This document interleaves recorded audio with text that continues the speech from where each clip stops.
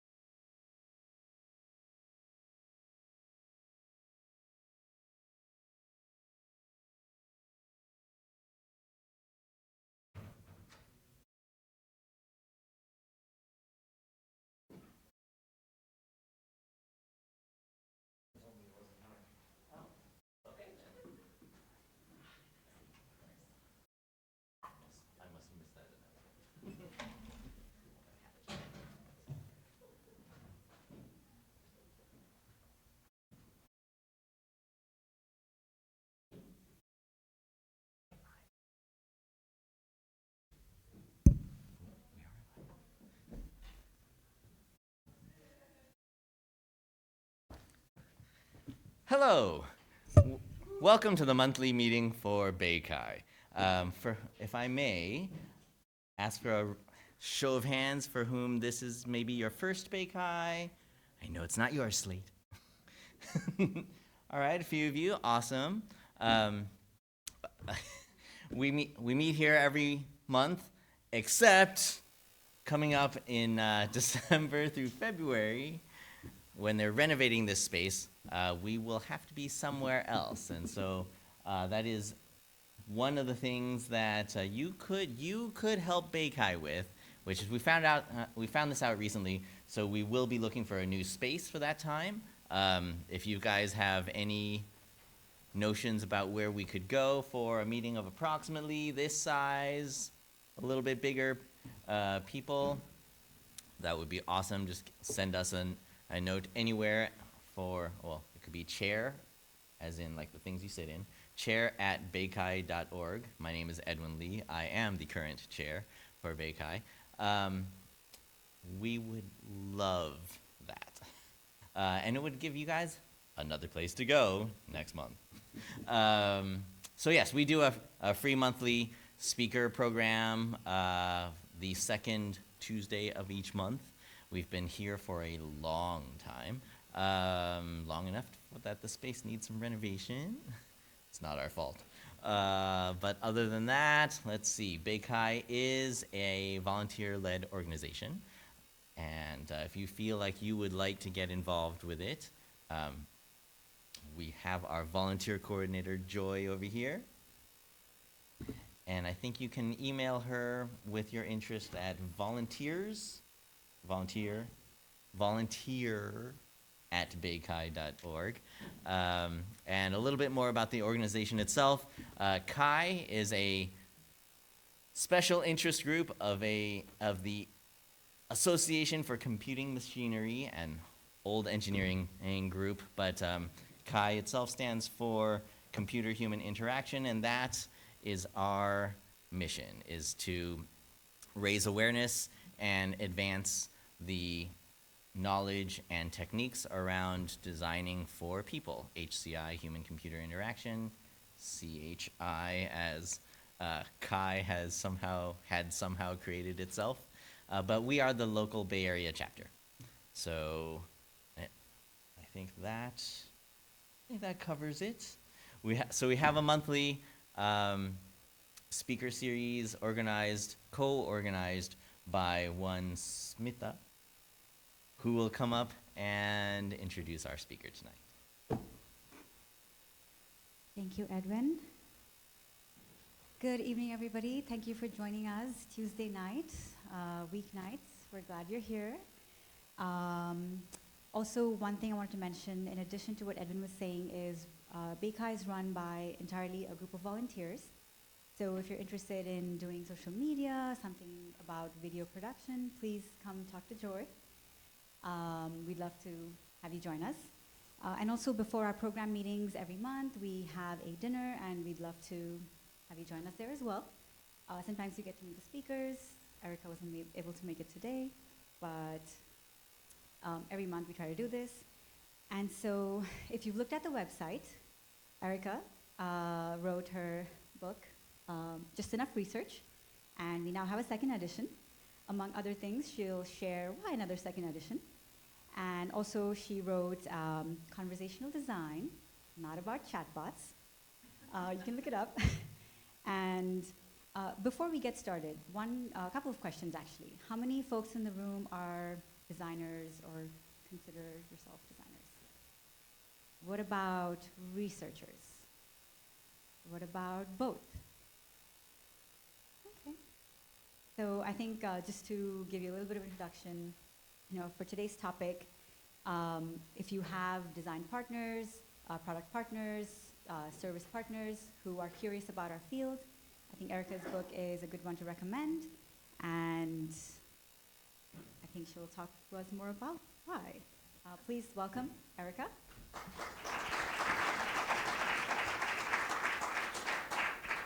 One more thing before I forget. At about 8:30, I think, or whenever you're done, we'll take questions, and then she has to head out very close to 9, so I'll kind of time check everybody. And if you have a question, please raise your hand. I will come and pass the mic to you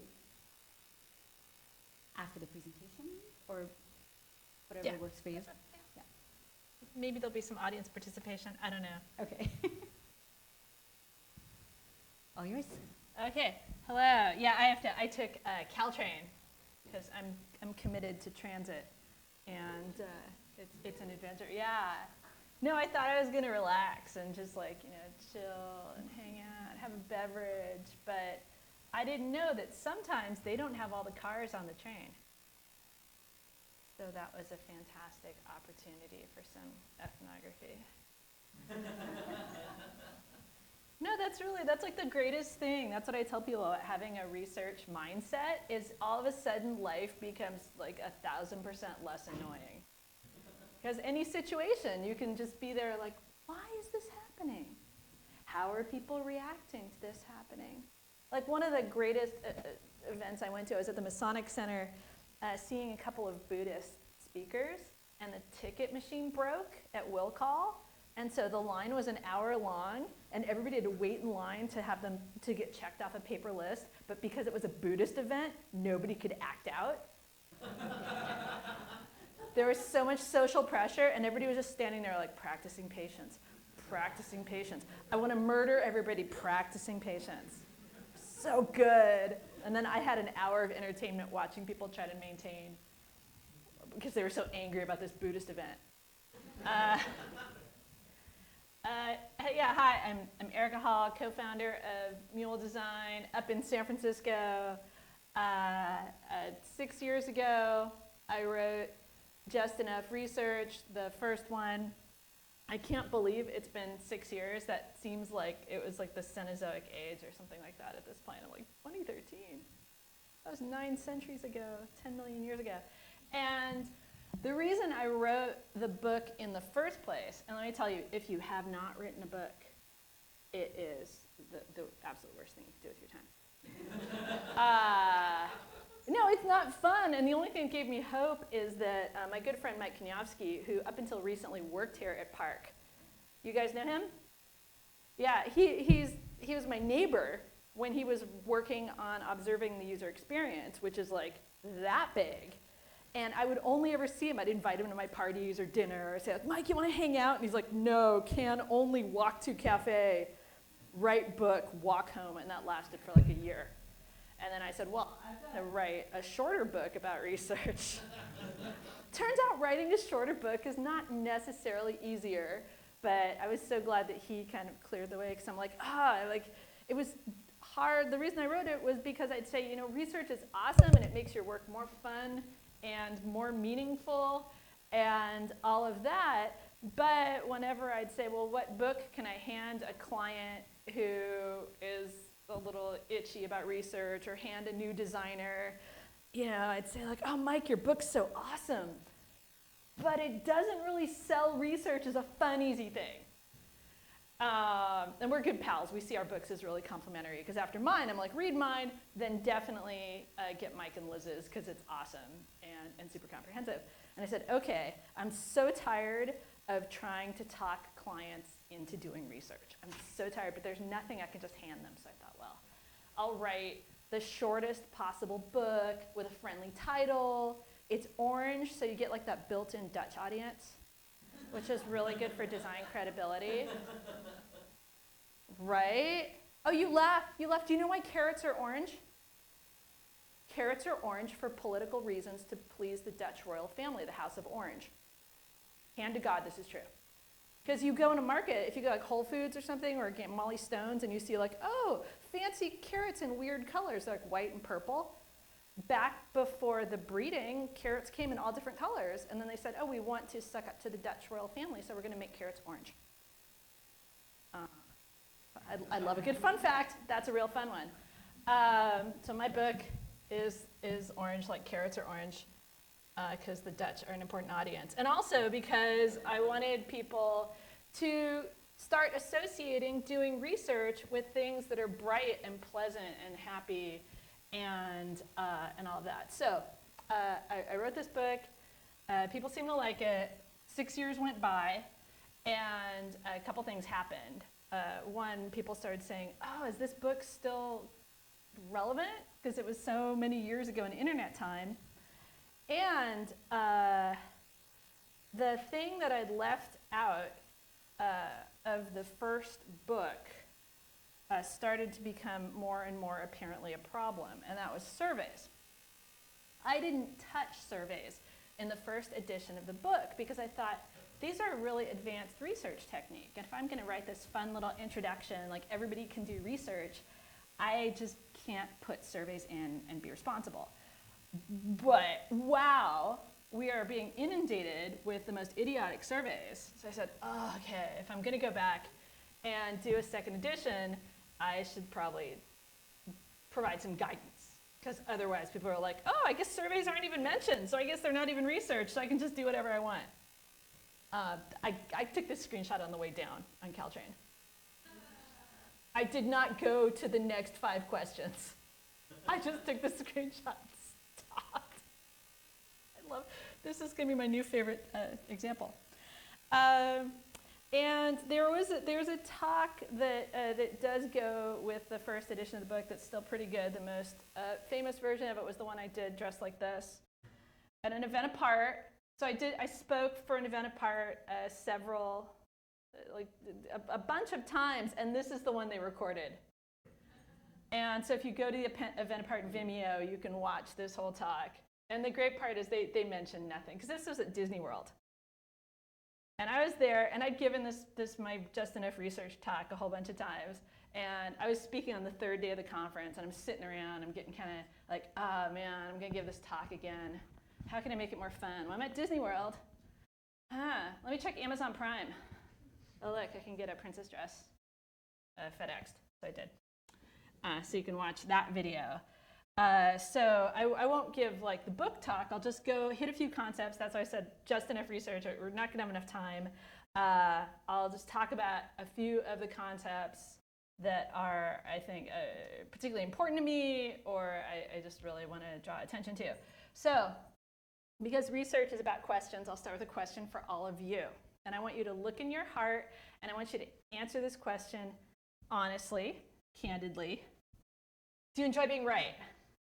If you like having the right answer, raise your hand. Raise your hand. Okay, I don't want to see any lying liars there. Okay, great, all honest. Great, there, I've given you a right answer, so you can have that super good feeling. Because I'll tell you something about me. I love being right. Love it. I love it so much. Like sometimes people will tweet at me like, oh, Erica, you're so right about that. And I just like screenshot those. I love it. I love it. And because I was that kid, right, in elementary school who's like, call on me. I want to be so right. And like fact checking my friends' jokes and stuff like that. Yeah, I was a real party.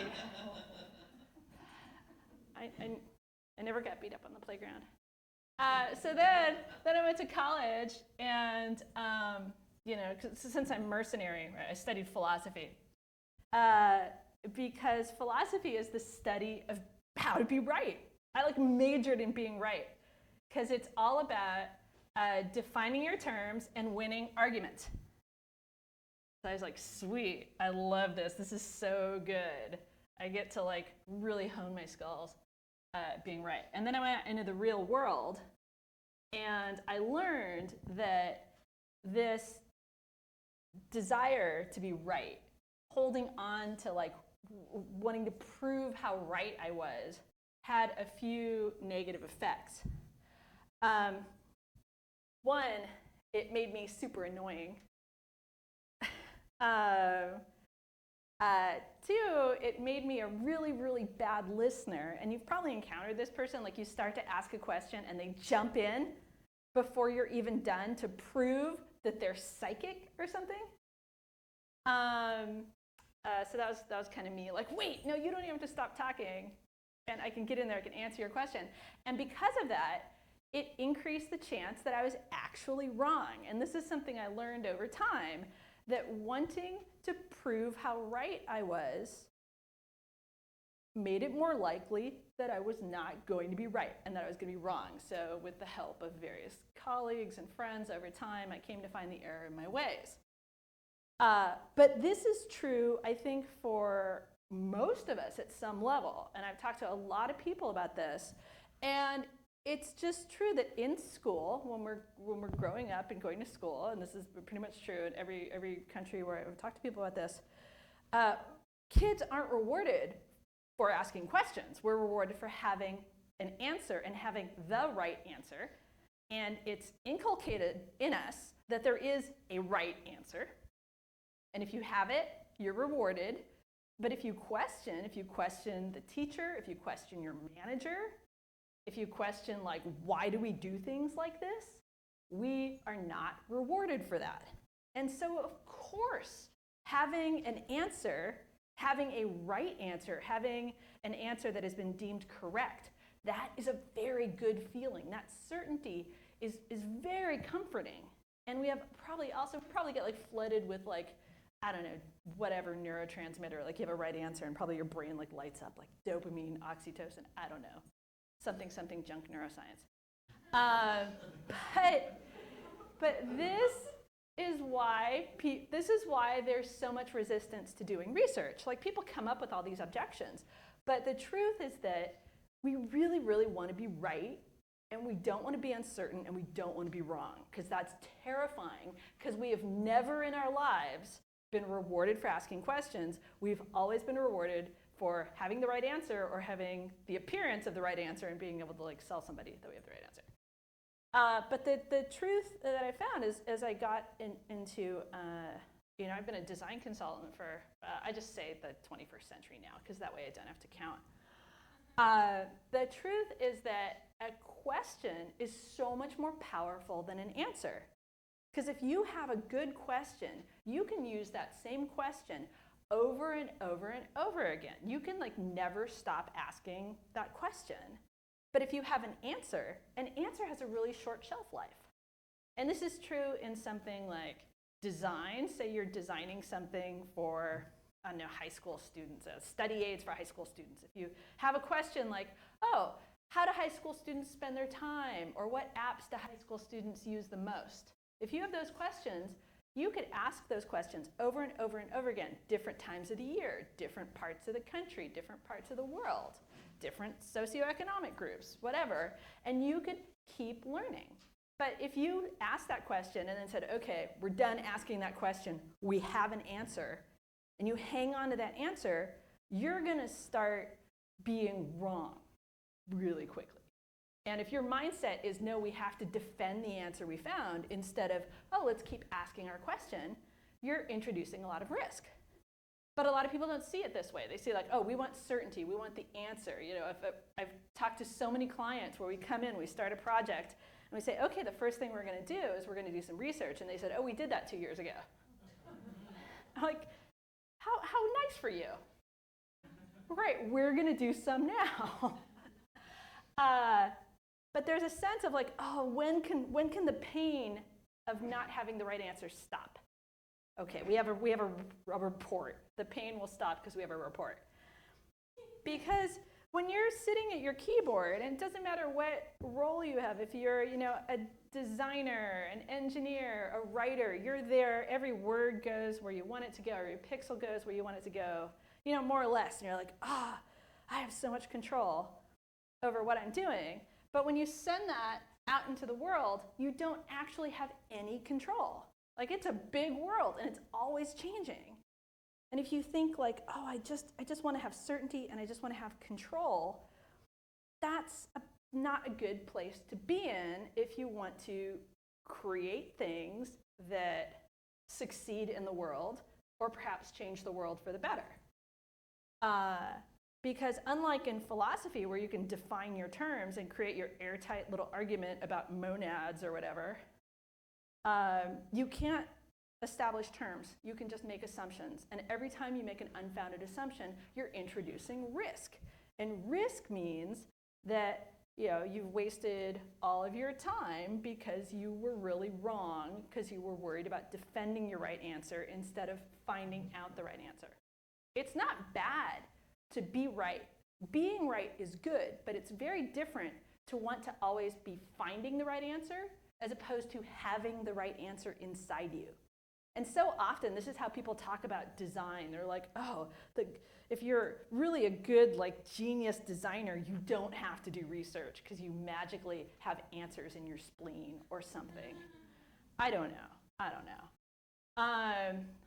So my good buddy Voltaire, right, had this really, I think, really apt quote that uncertainty is uncomfortable. It really is. I'm not saying that not having that answer is a great feeling. It's a terrible feeling. And that's why people want to hang on to that good feeling. That's why you're all like, yes, I like being right. That is a really good feeling. Uncertainty is a really uncomfortable feeling. But, like, certainty is absurd. So this is, I think, a really true thing in design and technology, is that, like, wanting to hang on to that feeling of certainty is a really absurd thing to do. The better thing is to say, okay, being uncertain is really uncomfortable. Not having that answer inside you, not knowing that you have like an A+ answer inside you, is a really painful, uncomfortable feeling that you want to stop as soon as possible. But you have to learn to live with that feeling if you want to do things well and ultimately arrive at the right answer. And the good news is, and the reason I wrote the book and revised the book, is that you really can start wherever you are. And I think this is another one of the reasons why people resist doing research, is a sense of like, oh, there's a right way to do it. There's the proper way. There's the more academic way. But it really is like, if you just switch your mindset to asking questions is more useful than trying to hang on to and defend an answer, that right there is a research mindset. And the more that you can start to develop that as a practice, the better off you'll be. And so what makes me so interested is, I think about why people are so resistant to research and why there's bad design in the world, right? This goes back to like being in a place that's sort of weird and things aren't really totally working right and you're kind of frustrated. And that's a real moment to think, well, why are things this way? Like, why does bad design exist in the world? Like, we know how to do good design, so why is there so much bad design? Because we have so much knowledge at this point, and yet things are kind of not perfect. And when I say bad design, it's like it's design that fails to fulfill its purpose or doesn't meet a need or is just harder to use. And I like looking for examples. This is our so newspaper websites are just like total garbage right now for a lot of reasons. But I've worked on a lot of publications, and designing an article page is one of the that's one of the basic content types when you're just talking about simple websites. But the thing I want to point out to you about this is that that's the content on the whole page. That's it. It's the exact same thing as the title. That's it for content on the page. And I look at this and I'm like, how did that happen? Why does that exist? That's really interesting to me when I see something like that. I'm like, imagine the meeting. I always imagine the meeting. And then, of course, there's what I call the Jared Spool commemorative example. The United site was like this for a really, really long time. And I would think, there have got to be so many smart, competent people at United. How did they end up with this?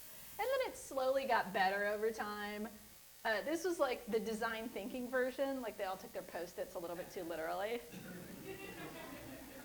Right?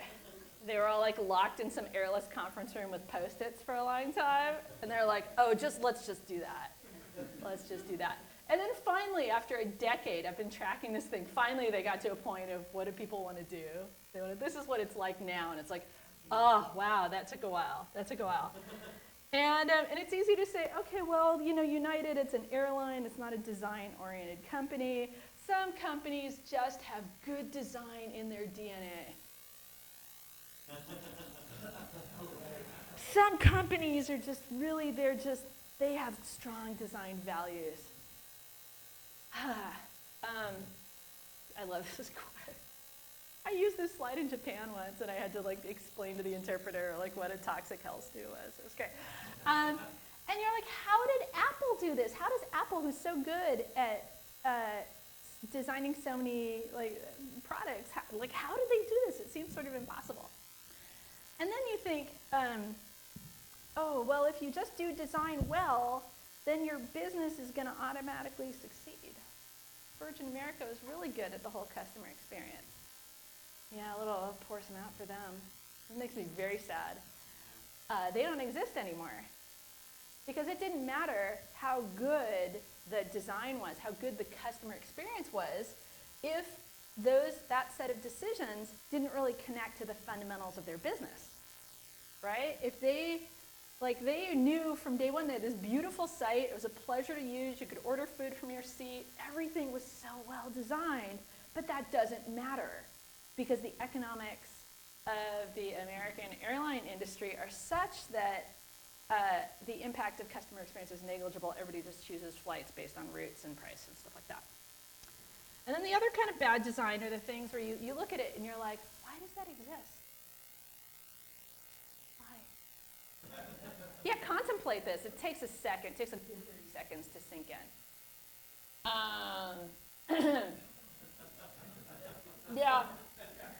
Yeah. Video bills. So when you're done watching everything on Time Warner Cable, you can watch your bill. He's so happy. Lewis is so happy watching his bill. Personalized for him, and you think okay, this looks like the production values are pretty good. If this took some doing to spontaneously generate, and they have little soundtracks and things, and then you think, why didn't they just either simplify the information or really acknowledge it? My stuff's on autopay. I haven't seen a Comcast bill in 9 years. They're probably charging me $800 a month, for sure. And then.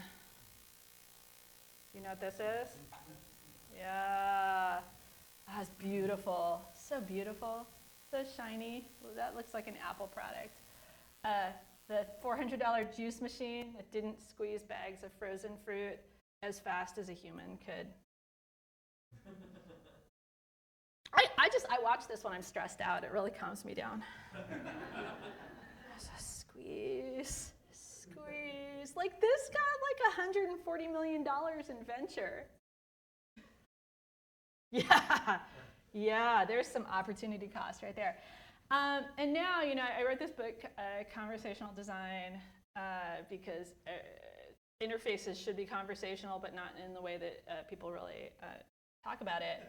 I have a special bone to pick. Bank of America is my business bank. Yeah, no, do not tap on Erica. Do not tap on Erica. And so this is annoying because it has my name, and I've been seeing all these ads for things with my name, like not spelled right, but that's still my name. But it doesn't even do anything. Like I tried. I said, and I took this screenshot from their demo where you ask it a question, you ask it a really specific question, and it's like, I could take you to the homepage. Right.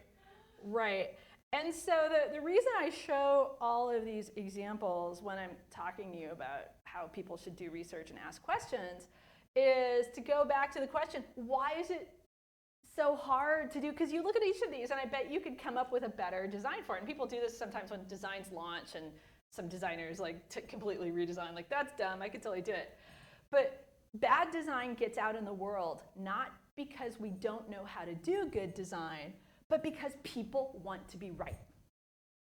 Because a good idea starts out over here, and then it gets processed through everybody's insecurities and fears and constraints, blah, blah, blah, and then out the other end, you get a juicero, right?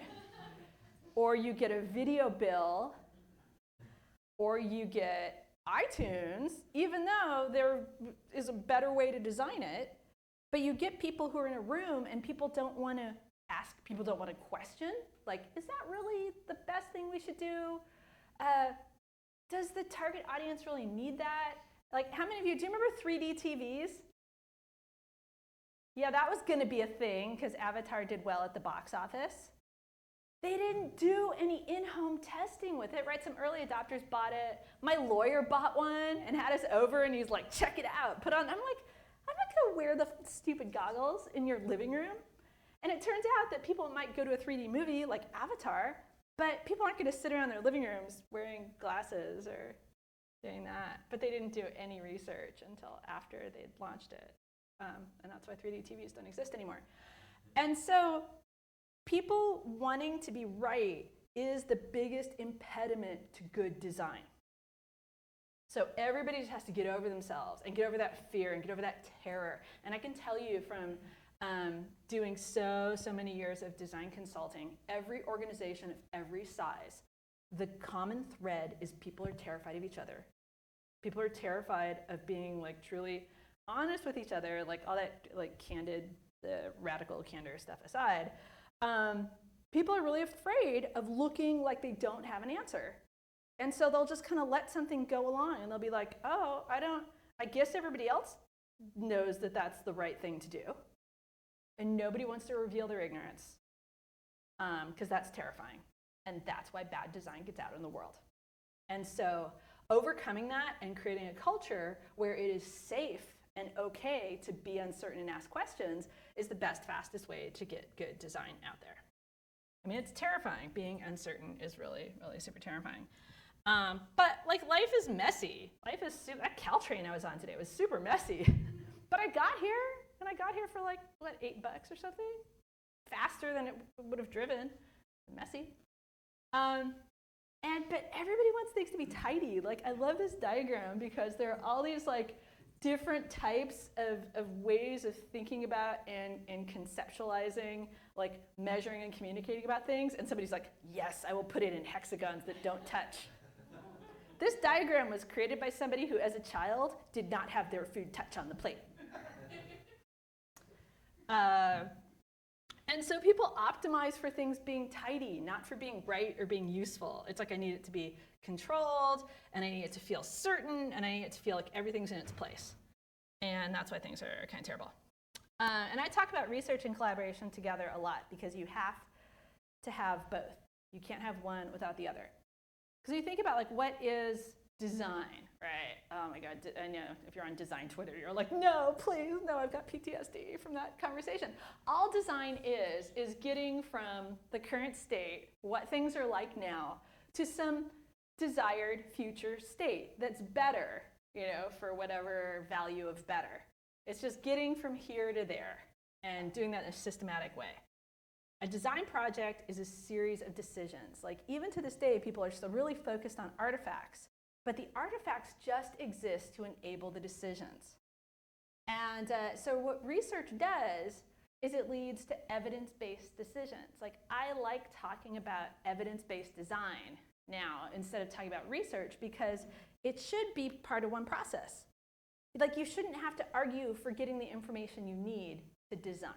And as long as you talk about research separately, people want to carve it out, because that's like, design is making artifacts and things like that are tangible and feel good, and research is asking questions, which is very uncomfortable. Research is admitting you don't have the answers, which is very uncomfortable. To make evidence-based decisions, you need collaboration, because if just one person has the evidence, right, and you put that person in a room with decision makers, the person with the most power is going to win, and you're going to end up with a juicero. That's the threat now.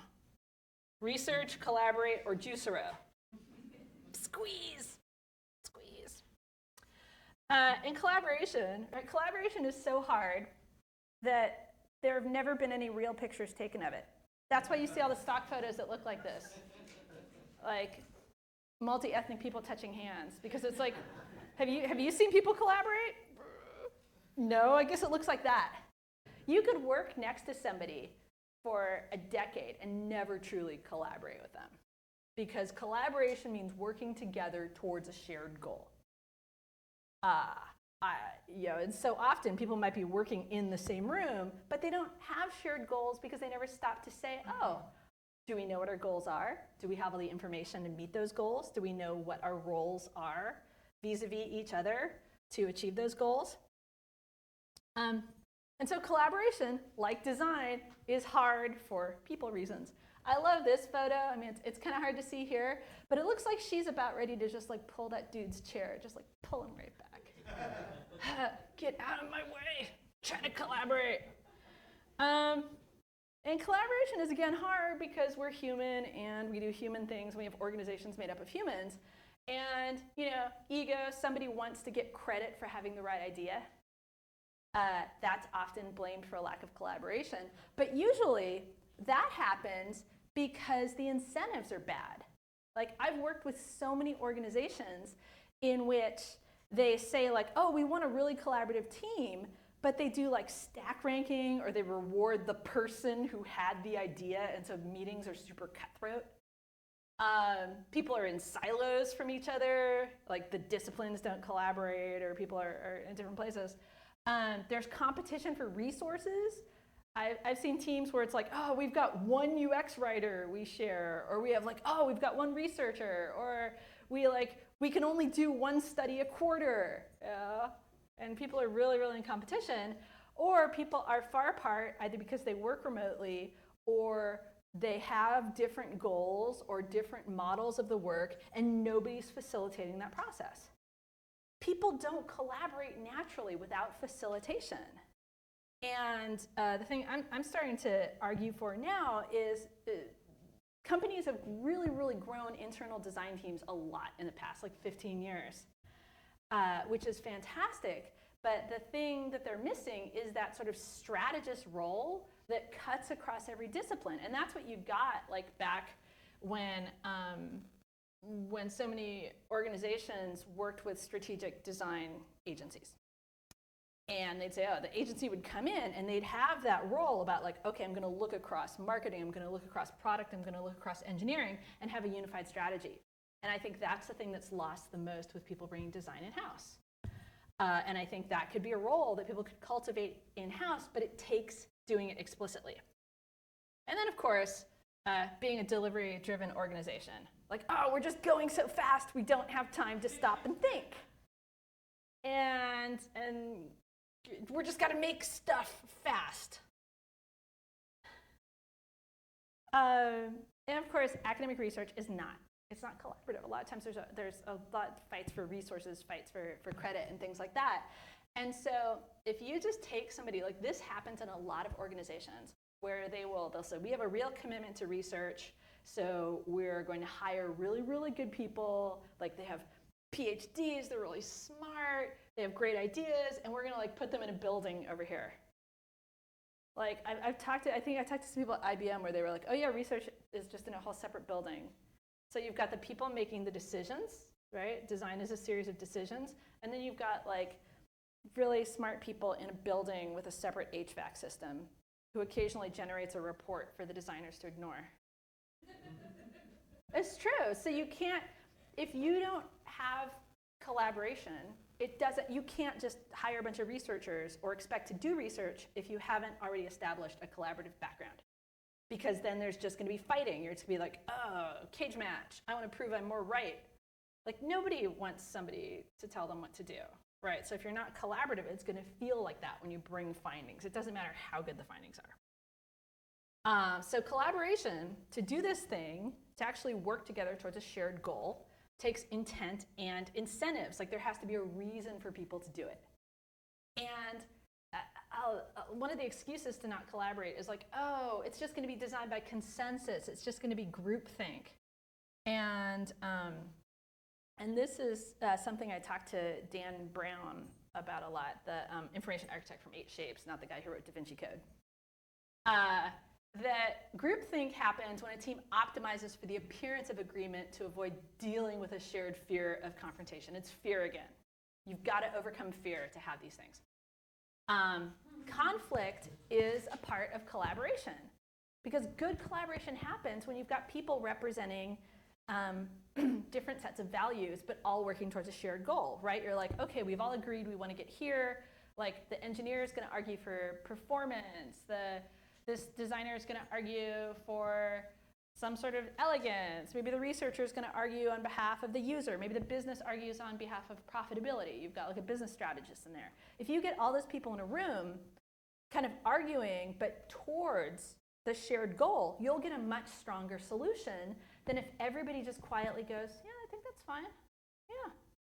Are we not fighting? Okay, we must be collaborating because we're not fighting. But that's not how it works. This is Dan Brown's book. I know I'm supposed to talk about my book, but this is a really important book because this is about collaboration, which is something that you have to have in order to do research in your organization. It doesn't matter how many good, great individual researchers and designers you have. If you don't have collaboration, you're going to lose all that value. And so he talks about like the fact you've got to have a plan, have a rationale, have roles and responsibilities, expectations, communicate progress, reflect on performance. The exact same behaviors that support collaboration are the exact same things you've got to do to have research. So they really, really go together. And so research, how research helps is maybe it's sort of an obvious thing, but an important thing to understand about doing research and going back to collaboration is data alone doesn't change minds. I can't tell you how many times somebody's contacted me and said, hey, can you come in and run this study because I want to prove the value of research to the decision makers or to the stakeholders. And I'm like, no, I can't do that. That's impossible. Because if people don't already believe in the methods, if people don't already believe in the sources of information, data that comes from that source isn't going to change their minds. And all of social science bears this out, right? If somebody has a belief and you bring them data that contradicts that belief, that will make them dig into their original belief harder. Human brains, dumb. Dumb, dumb, dumb. And like the saddest story I heard about this, I was at the Berkeley iSchool a few years ago and I was on a panel with a bunch of researchers, and there was one researcher there who was like a big technology company person, right? They really liked working in a large organization and running a team and like working on these really big, interesting projects in this whole giant system. And they told a story about how they, at their last job, was looking at the product roadmap with like the VP of product and saw that some of the assumptions were wrong, and their research totally supported, like it was totally relevant and totally supported some changes in the product roadmap. And so this researcher made a meeting with the VP, went back, went over all their data, made sure everything was lined up, spent the whole weekend working on a presentation, came in Monday morning and found out the VP had canceled the meeting. You feel the pain? And because that VP didn't want to be told he was wrong. So it didn't matter how good the researcher's data was, because they didn't already have that relationship with the decision maker. So you can't just have really, really good data and change minds with it. You have to already have that relationship and that collaboration, and then bring new information into it. And this can be super painful for researchers who are like, oh my God, but my data's right. Like, what else can I do? I don't want to be in sales. That feels gross. Well, you're in sales. We're all in sales. It's cool. It's about understanding what good salespeople are great. They help the customer focus on things. And so we hear, like, these are the most stereotypical objections to research, right? We don't have time. We have time to make a thing, but we don't have time to know if we're making the right thing or not. Like, let's make a wrong thing really fast. We don't have money. We have money to burn. Chusera. We don't have expertise. Like, we have the expertise to, like, make the thing, but not to know if we're making the right thing. We've got specialists. Again, we have the special research pen over here in the other building. Like, they make reports for us to ignore. We've got analytics. This one's super popular. I'm hearing this now, like, oh, we're just using marketing metrics to, like, understand our customer. We don't have to talk to them because talking to people is terrifying. Let's make a prototype. That's a popular one. And to this day, I still hear billionaire geniuses who changed the world and were responsible for iTunes didn't do research. So as an aspiring billionaire genius, I don't have to do research either. So have any of you heard, like, run up against things that I didn't mention here? Like objections? These are the popular ones. No time, no money. Lies. When you hear that, when you hear somebody say, oh, we don't have blah to do research, what that means is I'm terrified and I don't want to reveal that I don't actually know what I'm doing. Every single time. Every single time. But, you know, if you do this stuff, right, everything goes faster. Like, solving design problems moves at the speed of decision making. And if you're in a room arguing about people's personal opinions without evidence to base those decisions on, that's the slowest way of working at all, right? It lowers risk, saves money, increases value, everything's great. Everybody's happy, more effective, more efficient. And a lot of times when people talk about design research, they define it as user research. And this is what's going on with, like, design ops. We're opsing everything right now. Design ops, and they say, oh, it's operationalizing user research. But you can't just focus on the user, right? Because you've got your users, customers, whatever. You've got your organization, and you've got the world that those two groups of people encounter each other. What this really means is you need to understand, you need to do research, you need to understand the needs and behaviors of people out in the world. You need to understand your own internal goals, assumptions, and resources. If you don't know this, you can't solve design problems in your organizational context. And there's the whole world of things you don't control, like the competition and, you know, the weather and the economy. And like I said, the world's messy, and you can't control those things, but you can understand them. You can try to understand them, because if you just pretend they don't exist, that's creating a huge amount of risk. And so what happens if you don't go through this process, right? You've got everybody in your team with their own individual personal view of the problem you're trying to solve. But you have to make things explicit and raise those questions on your team to say, what's our goal? What are our priorities? What are the risks? What are the constraints? What do our users and customers really need? What are our internal capabilities? What's the competition doing? If you ask all those questions together with your team, then you end up working in a shared reality, which you really should be doing if you're solving complex problems. It doesn't help if you've got one person on a team solving a problem and, oh, that person has all the knowledge in their head, that person has the evidence. That doesn't help. You all have to be operating in this shared reality. And going through the research process together, asking and answering questions together, is the best way to all be operating in that reality, solving this problem. And you have to start from a place of agreement, right? You can't argue somebody. Like I said, data doesn't change minds. You can't change minds by arguing with anybody. And, oh, it's getting up to Thanksgiving, so everybody's going to be running that experiment in their homes. No, I'm totally going to fight with my uncle, and I'm totally going to change his mind this year. No, you have a much better chance of changing people's minds by asking questions about things that are personally meaningful to them. And you've got a much better chance of creating the space to do research if you start from a point of agreement. And the best point of agreement I've found is that everybody wants to design better products and services faster. Like, start there. Don't try to talk anybody into doing research. You start there, and people are like, do you want to design better products and services faster? Most people will say yes, and if they don't, you're working in a really weird place. And the other thing that's true is we want to do bad things slowly. United Airlines. And nobody wants to read a report. Like, even researchers don't want to read like long, boring research reports, right? So what you need to do with design research is figure out what you need to know in order to work together to meet your goals, making the best use of everybody's time and energy. It's just making sure that you're making the best possible decisions.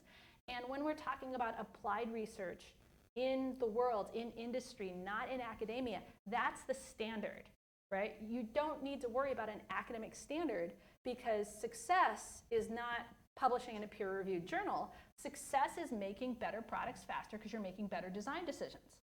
And so when you hold that as the standard, right, a lot of the pain and confusion around doing research well comes from not having agreed explicitly, which you have to do to collaborate, right? Everybody has to have explicit agreement about what you're all there to do and who's doing what.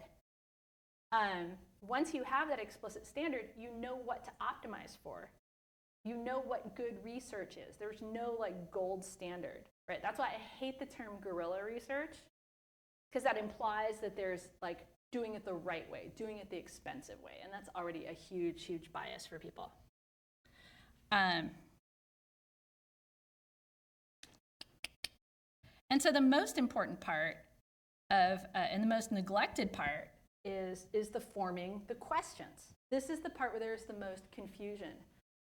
Even when organizations want to do research well and believe in the concept of research in order to do design, everybody focuses on like, oh, what's the best method? What's the best like output? Like, how shiny should our report be? And they totally blow off the forming questions part. But if you don't have a good question, you can never get a useful answer. This is a little, like, I made a tidy diagram in my book. Yeah, that's what designers want to do. It's like, oh, we'll put all the things in a tidy little diagram. Deverly Design Office is a group of really smart people, and they came up with this. They're like, oh, we're going to think about research and different types of research. And it's like, it's so easy to sort of be 4 levels of abstraction up and think about what's important about research. It's like, oh, it's in this tidy conceptual box. But I think when you're thinking about like, what should we optimize for in research, you should be goal-driven, like no research without a goal, because then you won't know when you're done. You won't know if you've succeeded. Like, I talked to a lot of people who say, well, we tried research last year. We tried talking to customers last year, and nothing really came of it, so it seemed like a giant waste of time.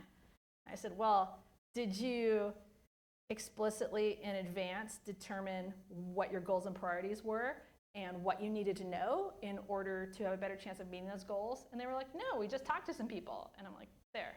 If you don't have a goal, you don't know what research you need to do. And you also need a skeptical mindset, which means you need to question the value of any approach. You need to say, oh, is this the right way to answer this question at this time? And you need to, again, question your own processes, and it can be really quick. Like the objection is always like, oh, if we open it back up, it will take so much time. We can't open it back up. We're already sunk cost fallacy all the way.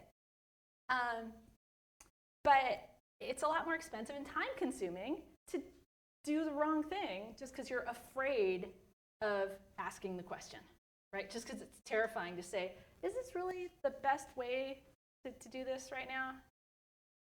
But if you can like be strong and have that inside, then you'll be a lot more effective. So research is really, really simple, right? All you do is you form questions, gather data, answer the questions, analyze data. If you do these 3 steps, you're doing research. If you skip any one of them, you're not. Like so many people go straight to gather data, or they form questions and gather data and then just immediately like, oh, we talked to one customer, I know what to build. Happens all the time. But you've got to do all 3, and you can take a day or you can take a year to go through a research project, right? There's no correct length, but you have to do each one of these things. You have to have clear objectives, and then like gather your data and then look to see what it means. And then what comes out of it, insights that feed into your decisions, and hopefully you're more successful. Because this is the other like kind of objection you get is like, oh, we don't want research to tell us what to do. And I'm like, oh, sweetie, that's not how it works. You're going to learn something, and you're still going to have to do the work. Like I did a workshop for this. It was a really, really great company that did software in the construction industry. And I did this whole like really intensive 2-day workshop with them. And the way that they decided what features to build is they got a lot of plumbers in the room and did dot voting prioritization. And I'm like, you can't do that. Like these guys, that's not their milieu, is they don't dot vote on which size pipe to use. Like all you did was learn how good plumbers were at dot voting. You didn't actually learn anything about them. But they were doing that because they didn't want to take responsibility for their own decisions. They wanted to say, well, all the plumbers put like all of their little stickies on, you know, the invoicing feature. Instead of really thinking, well, what do we need to build that best supports our business and meets the customer need? And all research activities are ways to answer questions. Right? There's no one way is necessarily better than another way. It all depends on what your questions are, and it all depends on what the purpose is, right? Your data isn't meaningful unless you ask a really good question. So I'll talk about research questions really quick, and then you can ask me questions. This is my very, very, very favorite quote about research and business. All business is about making bets on human behavior. And this is a good one to trot out if you're dealing with like a business person who's like, research, blah, blah, blah, because it's from the Wall Street Journal. Work with biases. Work with biases. Seriously, people make their lives so much harder because they want this like, oh, but I will win, I will be right. It's like, you know what? Like, do the thing that gets you to the right answer. Do the thing that builds the product that actually serves the customer. Don't try to win the argument. If you try to win the argument, all of your energy is going to be in like trying to prove you're right. But when you use this framing, this takes certainty off the table, right? You can never be certain. We just want to place an informed bet. We don't just want to set fire to a pile of money. It's like, do you want to set fire to a big pile of money today, or do you maybe want to like think about it for 10 minutes and then place a more informed bet? So you need goals before you can form questions, and there are good questions and bad questions, right? A good research question is specific, it's actionable and practical, right? You know what you're finding out, it's within your means to do it, and once you form the question, you have a pretty good sense of, okay, these are the things we have got to do to answer the question. This is my favorite bad question. I'm hoping that we're almost done with this. Because millennials aren't really a thing. Liking isn't really a thing. We're all sick of this word. But I love search like Google Business News for millennial. It's still funny. But now it's probably all polluted with OK Boomer stuff. So a good question, a good research question would be something like, if you were trying to figure out how to like make money off of the fact that people graduate from college and don't know how to cook, you could say, oh, how do recent college graduates decide what to have for dinner?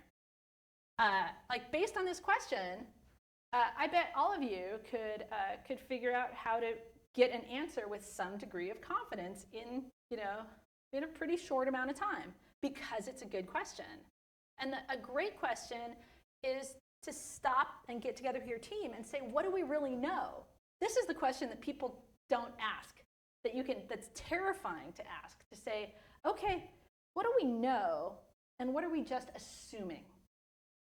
Just take the time to ask this one, and you could probably figure it out within an hour, but people won't like what you find out or figure out, which is, oh shoot, we were just like hoping that was true. And the best question is the thing you don't know that carries the most risk. Because the question I get a lot is, okay, just enough research, fine, whatever, but where do we start? Because there's like infinity questions we could ask. And it's like, figure out where your risk is. If you don't know where your risk is, again, maybe that's the question you should start with. And big risks are, your customers don't value what you're making. Your best customers, the people who could potentially generate the most revenue for you, actually need something other than what you're making. Your business model doesn't support it. You can't build it. Boy, we've gone down the road and then found that out too late. Someone else is doing it better, and better is in the eyes of your customer, not like, oh, nobody's making a better juice bag squeezer than we are. And succeeding will destroy the earth or have some other bad effect, right? These are the places to start. It's like, list out your big risks, and that will tell you where you need to do your research to decrease your risk and increase your chance of success, because it's all about placing bets. And what you need to know and what you can learn by asking directly are often different. Like this is the place where people get really confused. We're like, oh, but my research questions are just what I'm going to ask people, right?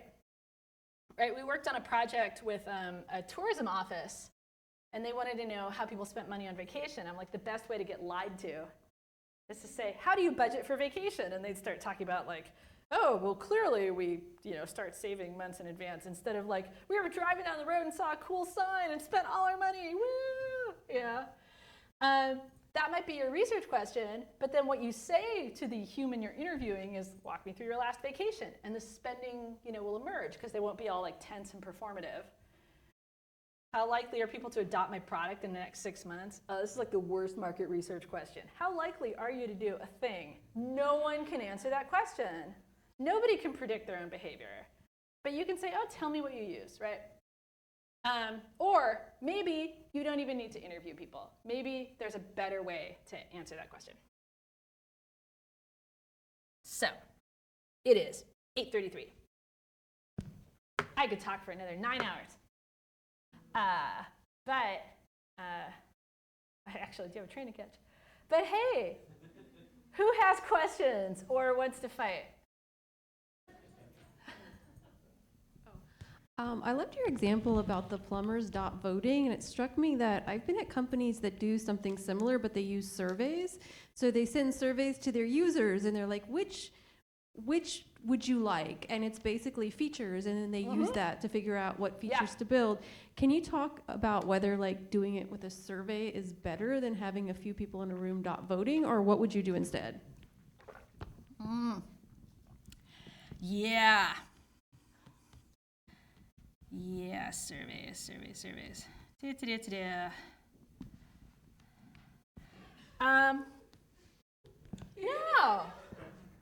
Yeah, somebody on Twitter posted that. So I put it in the book because that was so awesome. No, people can't rank features. Surveys seem more objective because you can count the lies.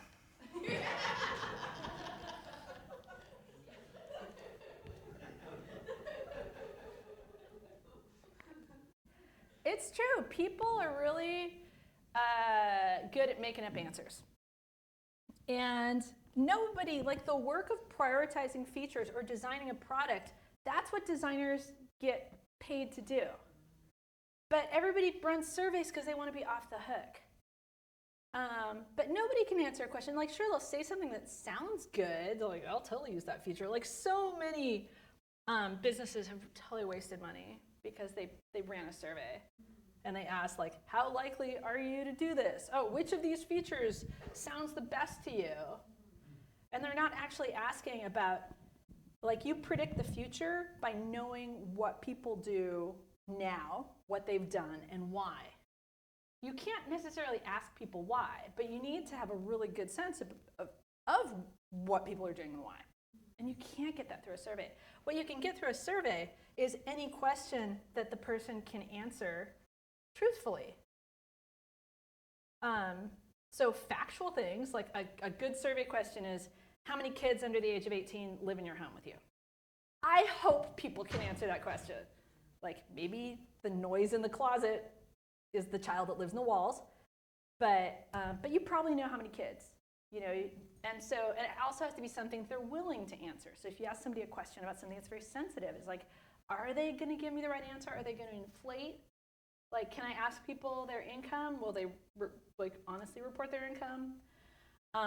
So those are the kind of things that you can ask in a survey. But you can't, like, yeah, people do feature ranking. The same company also, they showed me this really complicated survey they ran to have, like, rank features. Like, there was just over the weekend, LinkedIn, like, Peter Merholtz tweeted out a survey he got on LinkedIn that was this, like, Likert scale extravaganza, where it was like, rate how logic the survey results were on 1 to 10. No human has feelings in 10 degrees of granularity, right? Like, they could have said, like, yeah, that's another one. But even, like, they could have said, did you think the survey results were in an order that made sense? Yes or no? Like, that would have been a great question to ask. And people said, oh yeah, it made sense, didn't make sense. Why did they need to do the 1 to 10 thing?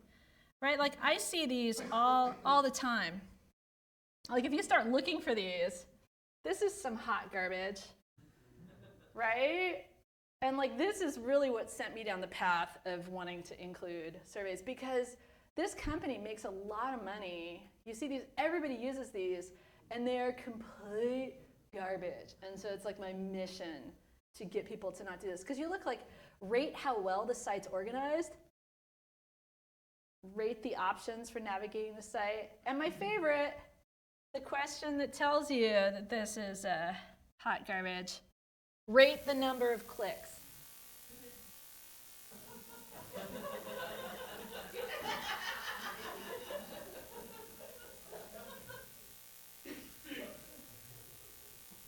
Which was an excellent number of clicks. The finest number of clicks I've ever seen on a website. No. People are going to read that and click, oh, it's only 1 click. I found what I needed right away. Excellent number of clicks. Where you're like, it was a 5 or a 6. It was not the best number of clicks I've seen. Yeah. Garbage. I'm sorry. I hope I answered your question somewhere in that. Yeah. Okay. It's good, because the other way to get people to remember things is traumatize them.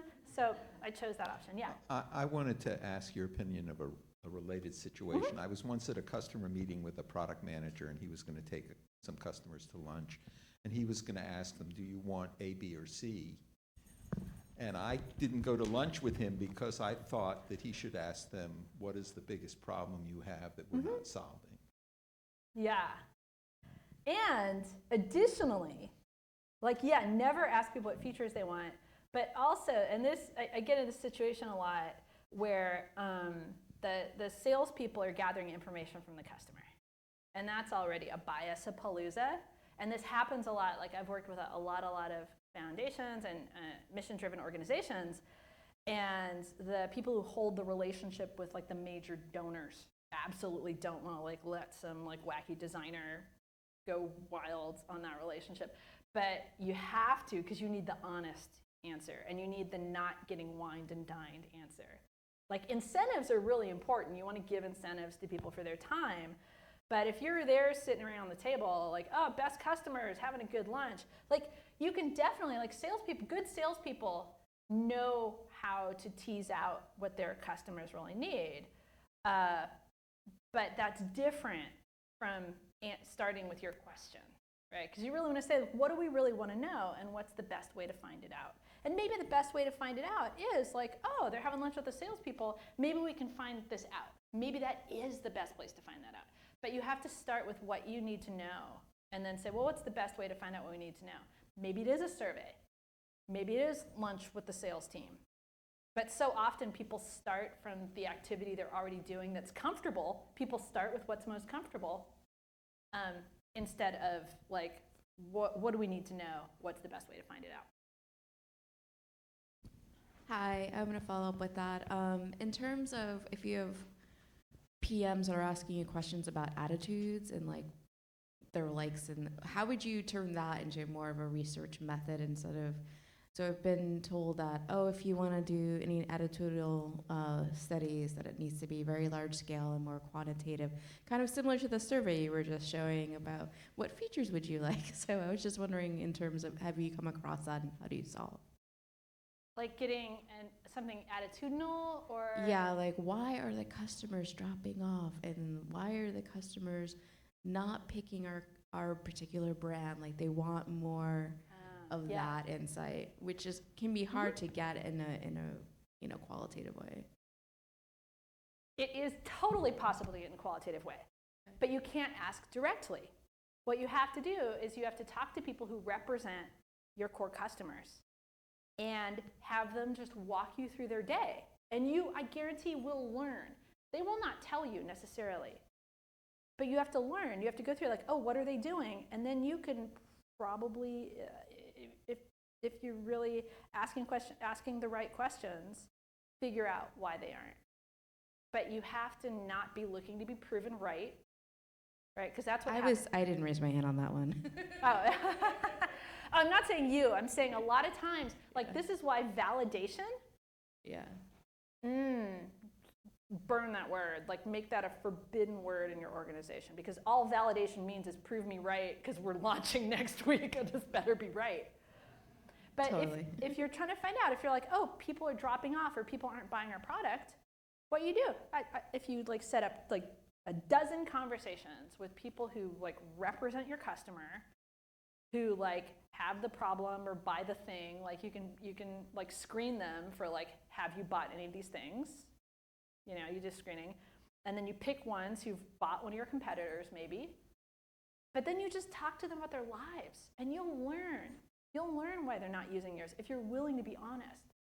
If you say honestly like, oh, is it because like they're super busy, or they need something else, or they don't understand the language we're using? Because the reasons they aren't could be so big, like they don't understand the value. Oh, you didn't, the thing you get with qualitative that you cannot get with a survey and you cannot get with analytics is what you didn't think to ask. Yeah. And that's what you need to know for something like that. You're like, because you don't know, otherwise you can't exhaustively say, is it because the price is too high? Is it because like you don't understand the language? Is it because? But if you talk to somebody, if you talk to enough people, you can figure that out. You could figure out like, oh, they have a totally different mental model of their problem than we have. Oh, our language is totally alienating to them. Oh, they're actually solving the problem doing something totally free, right? And they would never pay for what we're offering. I did suggest that, but my stakeholder was like, no, we need much more participants to see that trend. Yeah. So super quickly, I'll show you like my favorite thing. This is the part with the traumatizing to remember things. Because people get so obsessed about number of participants. But the problem is, right, there are only two types of data. There's quantitative and qualitative. If you have a quantitative question, how many, how much, etc., you use a quantitative method. If you have a qualitative question, you use a qualitative method. And sometimes you do mixed methods. You need both, right? You need to know what's happening and how much frequently in business. Those are both important. Because if like, oh, this is definitely happening, but only 3 people do it, then that's irrelevant to your business. So that's the place to start. You have to say, well, do we need to know why? If we need to know why, you cannot math your way to why. If you need to know the thick data, that's why that Wall Street Journal article is so good, because they talk about qualitative data and the power of qualitative data to understand human behavior. The only way you can do that is qualitative. You cannot, and that's what the 4C surveys, that's the alchemy they're trying to do, is, oh, we know that managers really like numbers and are comfortable with numbers. So we're going to do this magic where we're going to turn feelings into math.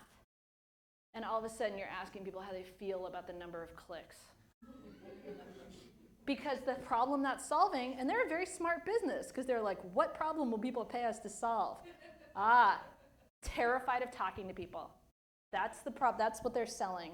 They're selling comfort of a right answer. They're selling like, oh, we're not in messy feelings. We're in quantitative certitude. Right? So super good. So I was writing the survey part, and I'm like, oh, I've got to answer people's questions about sample size and statistically significant sample size. And I'm like, oh, I'm doing math, and it's getting really dry and boring. And I thought, oh, how can I make this fun for everybody? And I thought, oh, I know, centaurs, right? My hideous centaurs. Wait, I've got to fix the clicking here. And then I made a slide using my little people, but I turned them into centaurs, which is truly frightening, right? You're not going to be able to unsee that. So in the book, this is the big selling point for the book, is the way I explain statistical probabilistic sampling, is I say, imagine that who you're trying to reach is a forest full of centaurs, because you want to sell them waste packs. Because how else do centaurs carry snacks but in waste packs?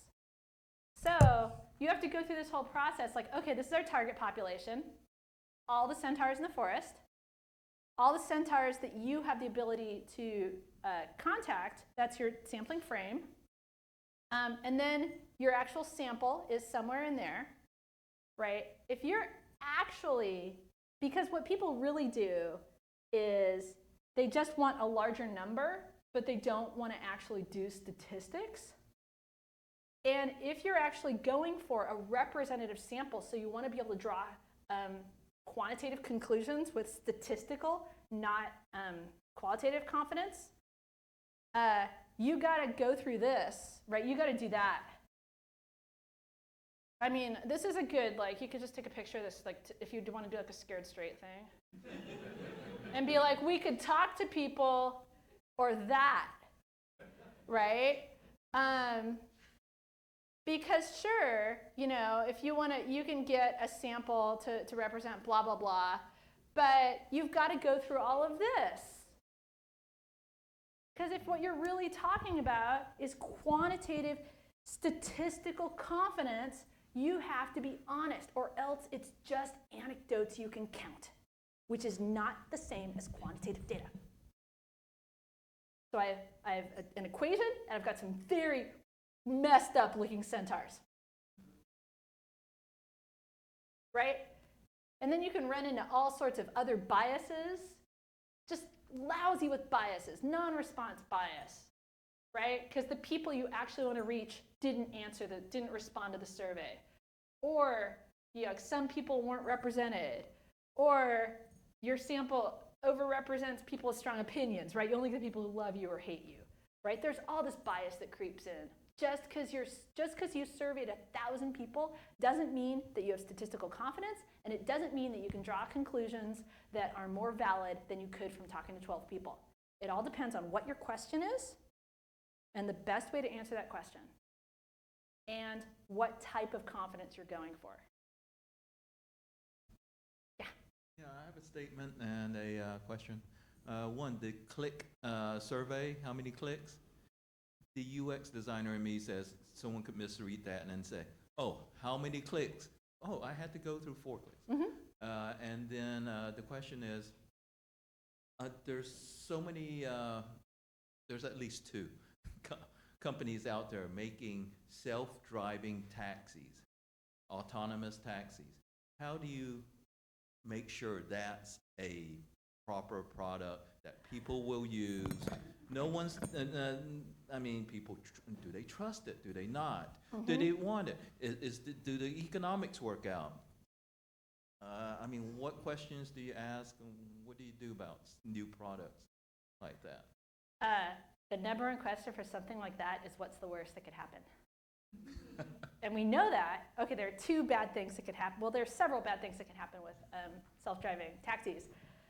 This is a super hobby horse of mine, and I don't have a lot of time. I could talk about this for 9 hours, because I think it's such a garbage solution to the actual problem, which is affordable transportation that doesn't destroy the planet. Instead, we're like, how can we keep selling cars? No, my thought experiment for self-driving taxis is like, imagine you actually have an autonomous car, right? And it's like, it's zipping along the road. Have you seen what people do to scooters? Autonomous taxi hunting is going to be the best sport of the 21st century. People will absolutely capture those things and destroy them if there aren't humans in them. And you're laughing, but it's totally going to happen. We're in Paul Verhoeven's universe now, man. Yeah, so what you do, the first question to ask that people are not asking with that is, what problem are we solving? The problem right now that autonomous taxis are solving is, what lie can we tell so people buy our stock? That is honestly the problem those things are solving.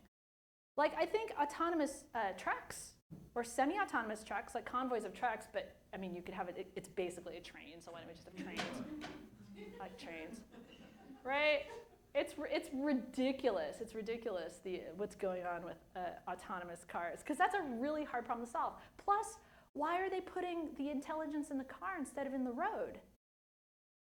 Right? If the road knew, because the thing I'm trying to find, because I love Disneyland, right? I grew up in LA, I really love Disneyland. A much better way to solve the problem is, instead of having a fully autonomous car, like, there's actually tape that they can put down. And I don't remember this. I had a friend who was an Imagineer and described prototyping the Indiana Jones ride, where they put like this tape down, and there was a sensor in the car that followed the tape. So what if you essentially had something like that with a track, where the cars weren't autonomous, they were essentially like on a track. It was like a ride design system, where they couldn't just go willy-nilly and murder people, because it was designed like a ride system. That would be a much easier engineering problem and wouldn't murder people.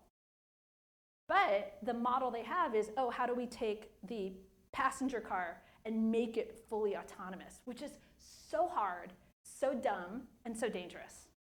And can be stolen. Yeah, and people could just mess with them, right? Especially if like income inequality is going how it's going. Yeah, people are absolutely gonna like steal those things and ransom them, and yeah, people don't think enough about dark pattern behavior, like dark journey maps and stuff like that. I think that's a whole category of questions, but yeah. Yeah.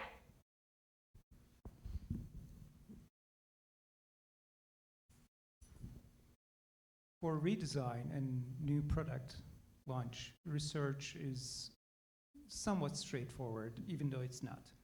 But what do you do for a new paradigm? Oh yeah, like, oh, this has never existed before. Like the internet. Like how do you research the internet? Right. Well, if you really are doing, like the internet wasn't designed as I mean, they had a problem, and the problem was like, what if we all get nuked? I mean, that's how the internet. But are you just saying like, how do you research something that's just totally new? I mean, it's the same way. It's like, what's our goal?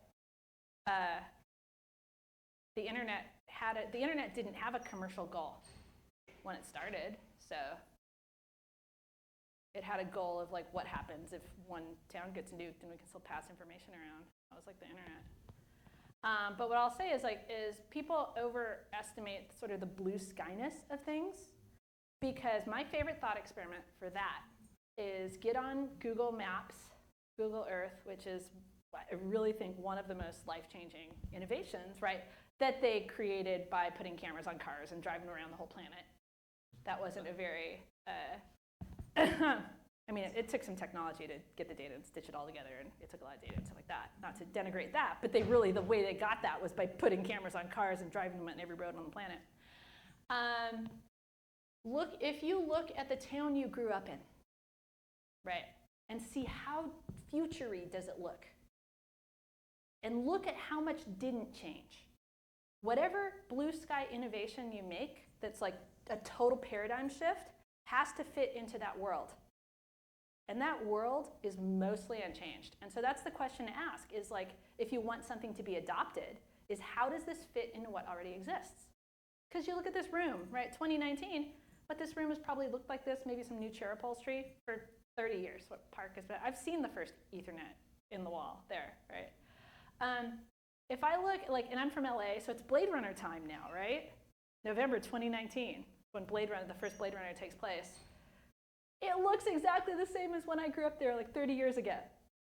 And so any technology has to fit in that world, and people totally underestimate the lag. And I think that's where a lot of mistakes get made, right? The iPhone, amazing innovation because it fits into people's pockets, right? The Segway, which is like my example that I opened the book with, was supposed to change the world, but it didn't fit into the world, right? It was expensive. Nobody knew like where to park it. It wasn't really a great transportation solution in the rain. So how could it change the world when it didn't fit into the world? Nothing changes the world unless it fits. And so you have to understand, especially for things that are big, ambitious changes, you have to figure out, well, how's it going to fit with existing systems? With the least amount of effort, because people are lazy, forgetful creatures of habit. Like, that's what you can bet on with people. Okay, one more question. One last question. Yeah. This isn't completely related to what we just talked about. I mean, we've been all over the place, so it's fine, yeah. But what are some tips and tricks to make sure that research doesn't just go and die in Google Drive? Number one, do not define the output of research as a document. This is because it's good to have documents because, again, forgetful. People can't remember things. That's what we have Google for. Google remembers things for us. But if you say, well, when you start research, you start with what decisions do we want this research to influence?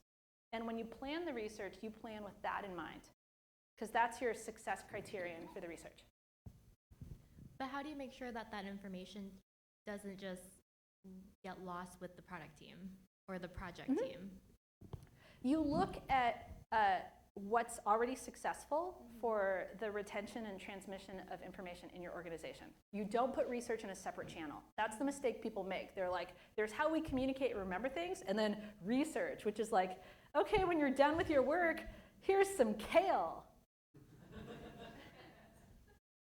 So do whatever you can to make it memorable, right? I've seen so many really, really boring research presentations and research reports as though being boring somehow makes the research better. It does not. It does not invalidate the research. Like, to tell a good story, people remember stories.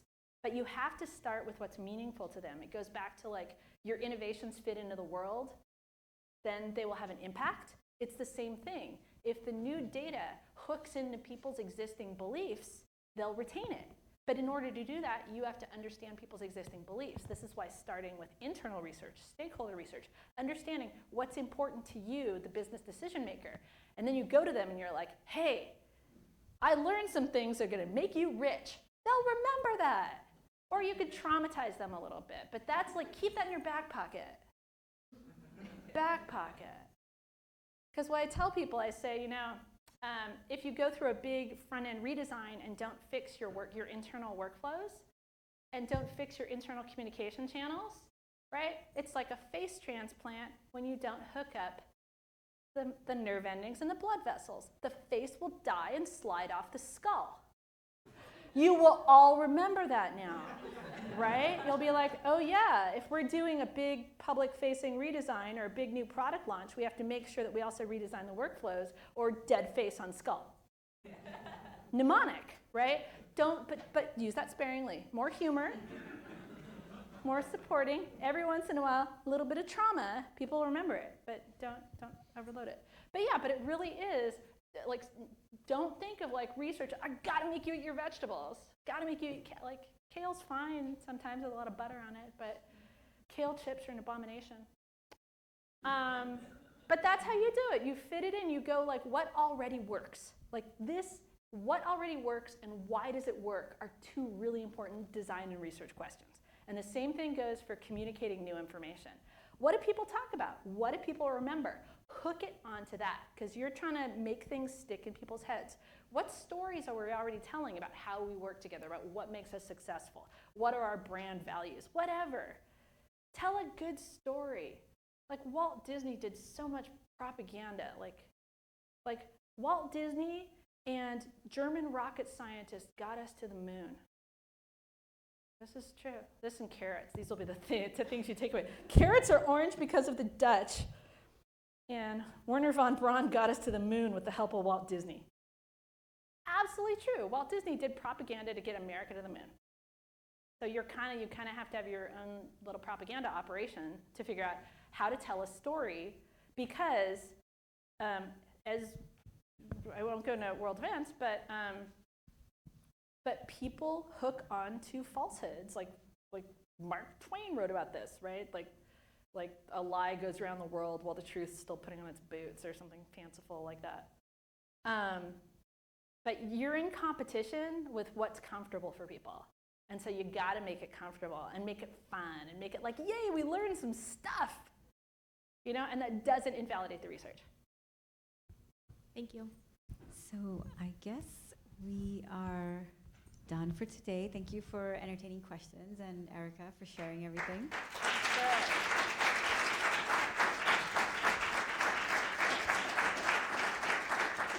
We'll share the slides and the recording online, and we'll be back next month, so please do join us, second Tuesday every month. So we'll see you then. Let's see. Just one thing to remember about that. We don't know where we're meeting yet next month. So Check the website. Check the website. Okay. Like, I brought a very small number of books, but I guess I could give them, like, probably more than 5 people asked questions, but like who asked a question? Like yes, one. Okay, that's the new one.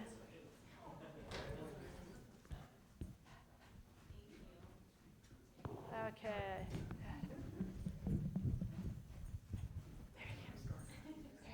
Okay. Oh. And the last thing, the very last thing. If you want to buy my book or any Book Apart books, you can get 10% off at bookapart.com. It's good till the end of the year. It's big, high, 10. I know the typeface isn't great for numbers. But if you go on the site and use that code, you'll get 10% off any Book Apart books. Okay.